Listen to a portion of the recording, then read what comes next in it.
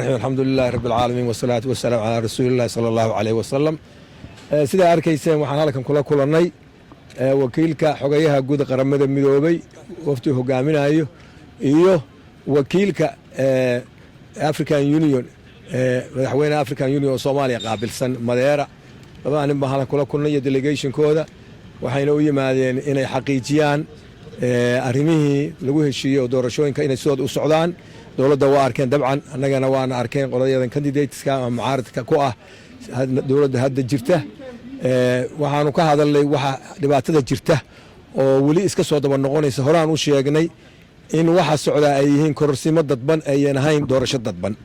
kororsimada dadbaneed way sii korortay xayal shalay waxay ku ekeyd maalintii la keeni lahaa liiska aqalka sare oo baarlamaanka waan filaynay in Puntland ka dhantahay laakiin qolada xamar oo guddiga doorashada ayaa dib u dhigay baaliya laba maalmood oo kale cidis la sugaaya dhibaatooyinku waa badan yihiin nimanka xafiiska jooga oo madaxweynaha iyo prime ministerka iyo ra'iisul baarlamaanku wali way shaqaynayaan arrimahan la soo qaadnay weeye waxayna ku shaqaynayaan sida ay madaxweynayaal iyo prime minister ra'iisul baarlamaanna yihiin waxay ruqsaynayaan dad xafiisyo fiican jooga oo iyaga aan anfacayn waxay magacaabayaan cid badan bay magacaabayaan xafiis walba magacaabayaan oo ka ah qayb kambeynkooda keliya ka mid ah caradii marka lagu ciyaar waxba kuma harin dadkii intii xafiisyada meelaha la isku haleyn kara joogana waa shaa laga saaray kuwa aan la garanayna waa la soo wada xareeyay arrimahaas wali kama ay dhicin waxaanu kale oo sheegnay caqabadaha jira oo labada shabeelle Hiiraan iyo shabeellaha dhexe wali ma cadda meesha aadayaan waxa ka jira buuq badan waxaan loo baahan yahay labada shabeelle inay dhismaan maalmaha soo dhow awalna hore waa loo dhisi waayay 4 sano xasan joogay waa ka dhisi kari waayay inuu maanta oo misiraada waa dhisaya oo processkii oo dhan qaldo oo processku wuxuu ahaa lagu dhiso maamulada in kor aan wax laga keenin hoos laga keeno marka dadka waqtigoodii hadii loo dhaafi lahaay muddadaas iyagu ay haysteen oo dhan waa hore wax dhismi lahaayeen waa hore la mid noqon lahaayeen maamulada jira oo kale dhibaatadaasna waanu sheegnay caqabad inay ku noqon doorashada waxa loo jeedaa oo iska garanaynaa kororsimada inay hadba kororto caqabadaas hadba dabka waxa lagu sii daraya batroolkaas marka muddadu sii dheeraynaya muddadu markay sii dheerato corruptionka sii badanaya waxaan kale oo ka hadalnay lacagaha cashuurta oo lagu soo rogay dadka xildhibaanada oo ay tahay cidii awoodda kaliya in xildhibaan ay noqon karto dad badan oo xildhibaan noqon lahaa oo aan awood u lahayn inay bixiyaan 5,000 ayaa jira ama 10,000 ama 2,500 oo aan awoodi karin marka waxay noqonaysaa inay ka bariyaan iyaga lacag wixii markaas raba in iyagu ay galaan meesha oo marka dad iyagu iswada leh oo hal meel ka wada yimi ay markaas xildhibaan waddanka soo noqdaan sida aad moodi qorsho inuu ku talagalay arrimahaas marka waan ka hadlay amnigaanu ka hadalnay waad ogtihiin magaalada xamar maalin xabadaha ka dhacaya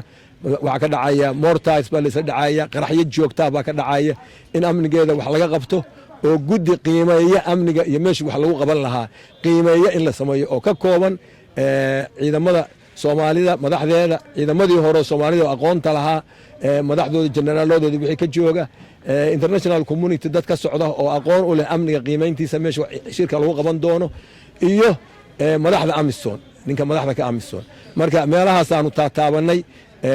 iyaguna runtii garowshay ka baxsheen iyaga laftigooda godkooda bay ugu galeen wixii hadba lagu heshiiyo maalinba waa la kordhinayaa cidda kordhiyeynaysan awood ku kordhiso male hataa qolada fit la yiraahdo haba ahaadeen niman iyagu soo magacaawdeen oo iyagu ay keensadeen laakiin waa dad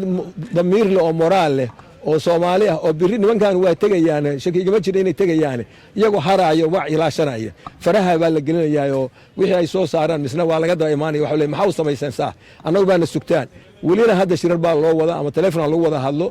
ama xamar hal isugu tagay markasta waxba la sii qaldaya marka waxaan u jeednaa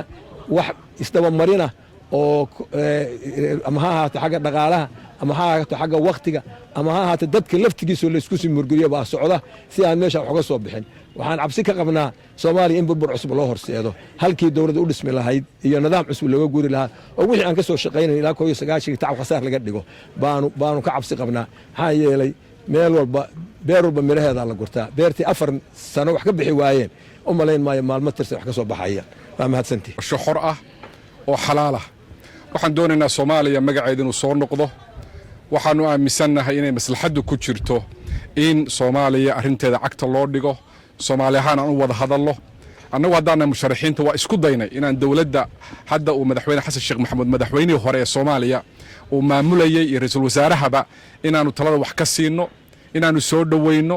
intaan waqtigu dhammaan oo 10 Sebtembar la gaarin inay dadka isugu keenaan wax lagu heshiin karo sida hadda aad maqlayseen waxaanu qabnaa in doorashadii dib loo dhigayo